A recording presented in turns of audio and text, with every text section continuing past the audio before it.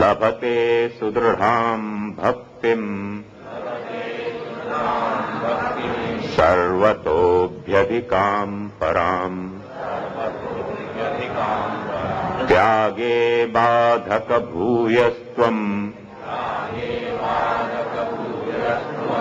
દુસ્સંસર્ગાત તથાન્નતઃ અતસ્થેયં હરિસ્થાને તદીયૈ સતત્પરૈ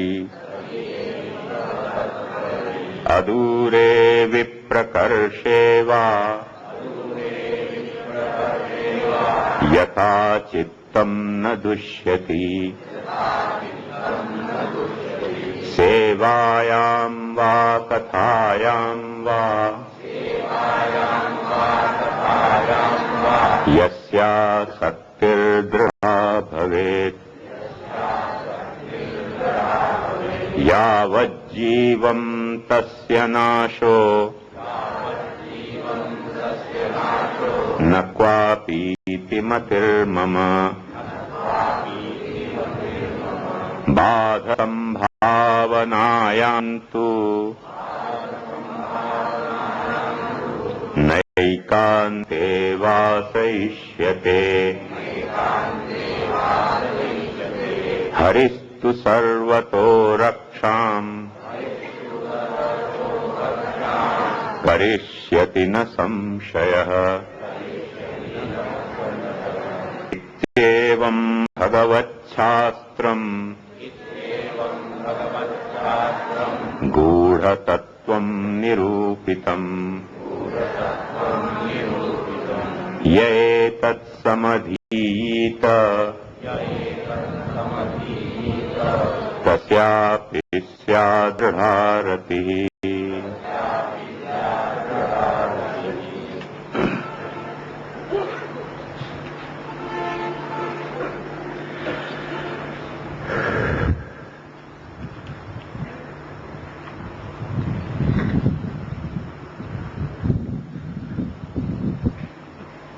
કાલે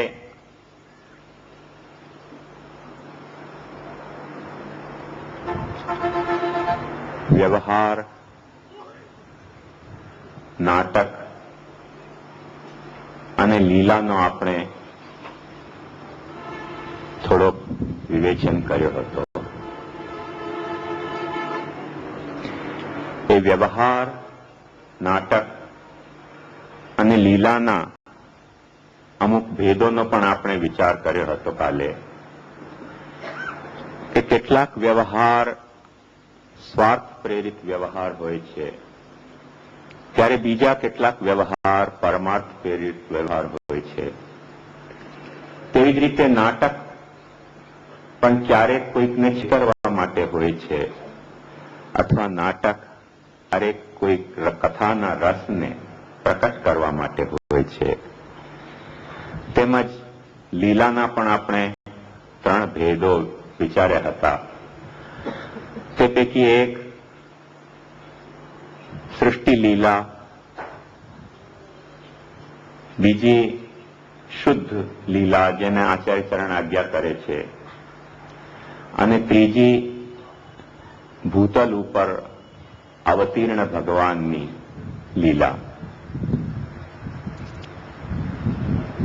એમ લીલાના આપણે ભેદો સમજ્યા હતા. હજી એક લીલાનો ભેદ ઓર સમજવો પડશે આપણને, પણ એ જયારે તબક્કો આવશે, વળાંક આવશે ત્યારે હું સમજાવીશ.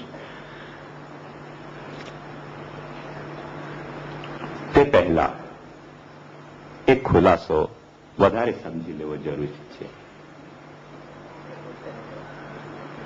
વ્યવહાર, જે કંઈ પણ આપણા વ્યવહાર છે, એ પછી દૈહિક વ્યવહાર કે પારિવારિક વ્યવહાર કે સામાજિક વ્યવહાર કે પ્રાંતિય કે રાષ્ટ્રીય કે આંતરરાષ્ટ્રીય, હજી અંતર બ્રહ્માંડીય વ્યવહાર શરૂ નથી થયા, કેમ કે રોકેટો ઉડવા માંડ્યા છે પણ ક્યાંય પહોંચ્યા નથી. પણ પહોંચવા ક્યારેક પહોંચશે ત્યારે અંતર બ્રહ્માંડ વ્યવહાર પણ જે શરૂ થાય તો જેટલા પણ વ્યવહાર સ્વાર્થ પ્રેરિત હશે તે બધા જ વ્યવહારોમાં જે મુખ્ય પ્રેરણા હોય છે તે માણસને સુખ મેળવવાની અથવા દુઃખને મટાડવાની પ્રેરણા હોય છે. વ્યક્તિ પોતાના સુખને મેળવવા માટે ઘણા બધા વ્યવહાર કરતો હોય છે. વ્યક્તિ પોતાના દુઃખને મટાડવા માટે ઘણા બધા વ્યવહારો કરતો હોય છે. એ બધા વ્યવહારો સ્વાર્થ પ્રેરિત વ્યવહારો, અને તે સ્વાર્થ પ્રેરિત વ્યવહારો નું પ્રયોજન જેવી રીતે સુખ દુઃખ છે તેવી જ રીતે એ સ્વાર્થ પ્રેરિત વ્યવહારોનો પરિણામ પણ સુખ દુઃખાત્મક જ હોય છે. એક સામાન્ય ઉદાહરણની વાત આપું કે વાઘ કોઈ બકરાને ખાઈ ગયો હોય, એને સુખ થઈ જતો હોય છે, બિચારા બકરાને દુઃખ થઈ જતો હોય છે. કોઈ દુકાનદાર કોઈ ગ્રાહકને છેતરી દે, એને સુખ થઈ જતું હોય છે, ગ્રાહકને દુઃખ થઈ જતું હોય છે. કોઈક સગોવાલો આપણો આપણી સાથે કોઈક એવો વ્યવહાર કરે કે જે વ્યવહારને કારણે આપણને કષ્ટ પહોંચે, તો એને કષ્ટ પહોંચાડવામાં સુખ થઈ જતો હોય છે, આપણને દુઃખ થઈ જતો હોય છે. તો એ વ્યવહાર જેટલા પણ સ્વાર્થ પ્રેરિત વ્યવહારો છે એ સુખ દુઃખના પ્રયોજનથી પ્રકટ થાય છે અને પોતે પ્રકટ થયા પછી સુખ દુઃખને જ પ્રકટ કરતા હોય છે, આનંદને પ્રકટ કરતા નથી હોતા. તો સુખ દુઃખ અને આનંદનો તફાવત શું આપણે એ પણ તો સમજવો જોઈએ ને. આપણને સુખ થાય તો આપણને એમ લાગે કે લ્યો ત્યારે આપણને આનંદ થયો, પણ દરેક સુખ આનંદ નથી હોતો. એક સામાન્ય વાત કહું તમને, જે બા પોતાના બાળકને જો માંદો થઈ ગયો હોય અને રડતો જ રહેતો હોય તો એની કાળજી લેવા માટે બાની ઊંઘ ઉડી જતી હોય છે. ઊંઘ ઉડી જાય તેથી એને કઈ સુખ થાય છે એવું માની લેવાનું કારણ નથી કે એને ઊંઘ ઉડતા સુખ થાય છે. ઊંઘ ઉડતા જેમ આપણને દુઃખ થાય છે તેમ એને દુઃખ થતો જ હશે. તો બા બને તેને ખબર પડે ને, એમને એમ કઈ બીજાને તો ખબર ન પડે. પણ તે છતાં પણ એ દુઃખ મેળવવામાં પણ એના માતૃત્વને કંઈક આનંદ મળતો હોય છે. એ જાગવામાં એને દુઃખ મળતો હોય છે, પણ એના માતૃત્વમાં એને કંઈક આનંદ મળતો હોય છે. તેથી આનંદ એક એવી વસ્તુ છે કે તેની સુખમાં વ્યાખ્યા કરી શકાતી નથી. કોઈક વ્યવહાર જે સુખ પ્રકટ કરે છે તે આનંદ પ્રકટ નથી કરતો. કોઈક વ્યવહાર જે દુઃખ પ્રકટ કરે છે તે પણ આનંદ પ્રકટ કરી શકે છે ક્યારેક. એટલે આનંદ અને સુખ દુઃખમાં સુખ રૂપે કે દુઃખ નથી તેનું નામ આનંદ, કે સુખ પણ ન હોય અને દુઃખ પણ ન હોય, સુખ હોય અને દુઃખ ન હોય તેનું નામ આનંદ. એવી રીતે આનંદની વ્યાખ્યા એવી ક્ષુદ્ર વ્યાખ્યા થઈ શકતી નથી. સુખ દુઃખની અનુભૂતિમાં આનંદની વ્યાખ્યા થઈ શકતી નથી. પણ વ્યવહારમાં પણ એક વાત સાવધાનીથી સમજવાનો પ્રયાસ કરજો કે સ્વાર્થ પ્રેરિત વ્યવહારમાં મોટે ભાગે સુખ અને દુઃખ જ હોય છે. પણ વ્યવહારમાં પણ જ્યારે સ્વાર્થ નથી રહી જતો અને કોઈ પરમાર્થની ભાવના, માતૃત્વની જે ભાવના જે વ્યક્તિ પણ હોય, એ કઈ માતાને જ થતી હોય છે એવી નથી, કોઈ સામાન્ય માણસને પણ હોઈ શકે કે મારો સ્વાર્થ કશો જ નથી, કશું મારે લેવા દેવાના નથી, છતાંય આ કર્મ મારે કરવો છે. જેમ ભગવાન ગીતામાં આજ્ઞા કરે છે ને, નિષ્કામ કર્મયોગનો કર્મણ્યેવાધિકાર હસ્તે મા ફલેષુ કદાચન મા કર્મ ફલ હેતુર્ભુ માતે સંગોસ્ત્વ કર્મણી. પડ્યો ને પડ્યો જ નહીં રહેતો, ફલ નથી મળવાનું એમ કોઈ કહી દે કે તારે ફલની આકાંક્ષા નહીં રાખવાની, એટલે કે તો પછી અમારે કર્મ શા માટે કરવા? ભગવાન કે છે એવું નહીં, તારે ફલની આકાંક્ષા નહીં રાખવાની, પણ કર્મની આકાંક્ષા રાખવાની. તો ફલની આકાંક્ષા વિના જો કર્મની આકાંક્ષા રાખવામાં આવે તો તેવો કર્મ કોઈ દિવસે સ્વાર્થ પ્રેરિત કર્મ તો હોઈ શકતો નથી. અને તેવો કર્મ જ્યારે માણસ કરી લેતો હોય છે ત્યારે એને સુખ મળે એવું જરૂરી નથી હોતું. ત્યારે એને કોઈક વખતે ગાળો પણ મળતી હોય છે, કોઈક વખતે એની ટાંગો પણ તોડી દેવામાં આવે છે, કોઈક વખતે માથું પણ ભાંગી દેવામાં આવે છે. મહાત્મા ગાંધીનો તમને કેસ ખ્યાલ હોય તો આપણે સૌ જાણીએ કે બિચારો કાંઈ ખોટી વાત નહોતો કહેતો. ગાંધીજી ચોખ્ખું એમ જ કહેતા હતા કે ભાઈ હિન્દુસ્તાનના ભાગલા નહીં કરો. જો મુસલમાનોને હિન્દુઓ સાથે રહેવું ન ગમતું હોય, હિન્દુઓના અધીન રહેવું ન ગમતું હોય તો મહાત્મા ગાંધી તો ત્યાં સુધી પણ કહેતા હતા કે જિન્નાને હિન્દુસ્તાનનો પ્રધાનમંત્રી કે પ્રેસિડેન્ટ જે થવું હોય તે બનાવી દો. પણ એ મહાત્મા ગાંધી કહી શકે ને, દરેક ધોલી ટોપીવાળા તો ન કહી શકે. એટલે બધાને પંચાયત ઉભી થઈ ગઈ કે આ મહાત્મા દર વખતે અમારે આડે આવે છે. જયારે ભાગલાની ચર્ચા થઈ રહી હતી, વિચારણા, તે વખતે પણ તમે ઇતિહાસ વાંચો તો તમને ખબર પડશે કે ગાંધીજી કોઈ ખૂણામાં બેઠા હતા અને આ બધી ચર્ચાનો નિષ્કર્ષ આવવાનો હતો. તે વખતે કોકનો ધ્યાન તે તરફ ગયો, અરે બાપુ કેમ ખૂણામાં બેઠા છે? તે વલ્લભભાઈએ જઈને ગાંધીજીને પૂછ્યું કે બાપુ ખૂણામાં કેમ બેઠા છો, કંઈક બોલતા નથી?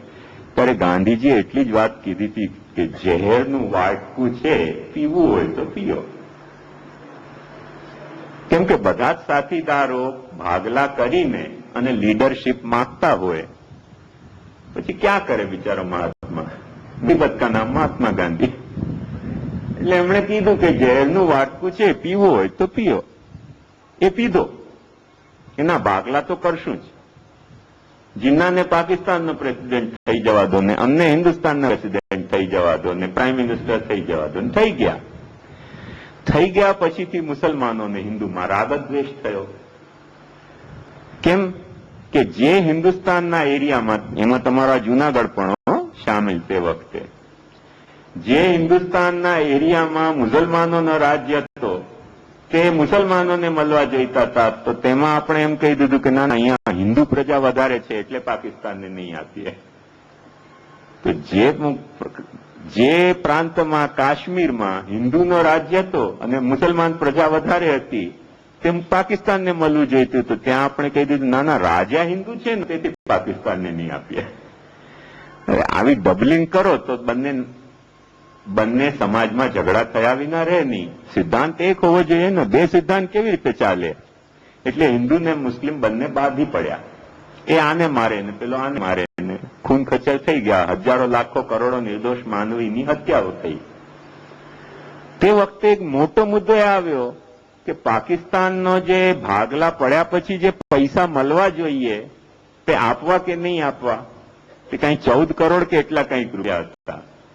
ગાંધીજી એમ કહ્યું કે ભાઈ આપી દો, ભાગલા પડ્યા છે તો પ્રામાણિકપણે એમના હિસ્સાના જે રૂપિયા હોય તેમને આપવા જોઈએ. ત્યારે આપણે કહ્યું નહીં, એ નહીં આપવાના, ભાગલા પડ્યા, હવે આપણે રૂપિયા શા માટે આપવાના? મહાત્મા ગાંધી કહ્યું તો હું ભૂખે મરીશ. એમના ભાગના હિસ્સા રૂપિયા એમને નહીં આપો તો ભૂખે મરીશ. એટલે હિન્દુઓને ગુસ્સો આવી ગયો કે આ તો મુસલમાનની તરફેણ લે છે, સ્વાર્થથી બધા વ્યવહાર નથી કરતો, મોટો પરમાર્થનો વ્યવહારનો ડોળ કરે છે, પણ ભીતરકાનેથી મુસલમાન પ્રેમી છે એટલે ઠાર માર્યો ગાંધીજીને. પણ પરમાર્થના વ્યવહાર માટે ગાંધીજીએ મરતા પહેલા પણ 2 દિવસ કહ્યું હતું કે એવી રીતે મને ધમકી આપીને, બમ ફોડીને કે ગોલીથી ઠાર મારીને મને કોઈ બેવડાવી નથી શકતો. કેમ કે ગાંધીજીને એમાં લેવા દેવાનું કશું હતું જ નહીં. ગાંધીજીને નહોતો હિન્દુસ્તાનમાં પ્રેસિડેન્ટ થવાનો કે નહોતો પાકિસ્તાનમાં પ્રેસિડેન્ટ થવાનો. ગાંધીજીને તો પેલા પોતિયા લપેટીને પડતા હતા.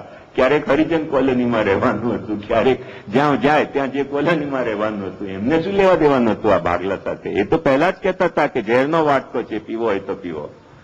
પણ ભાગલા કર્યા પછી એના ભાગના રૂપિયા ના આપો તે સ્વાર્થ વ્યવહાર કહેવાય, પરમાર્થ વ્યવહાર ન કહેવાય.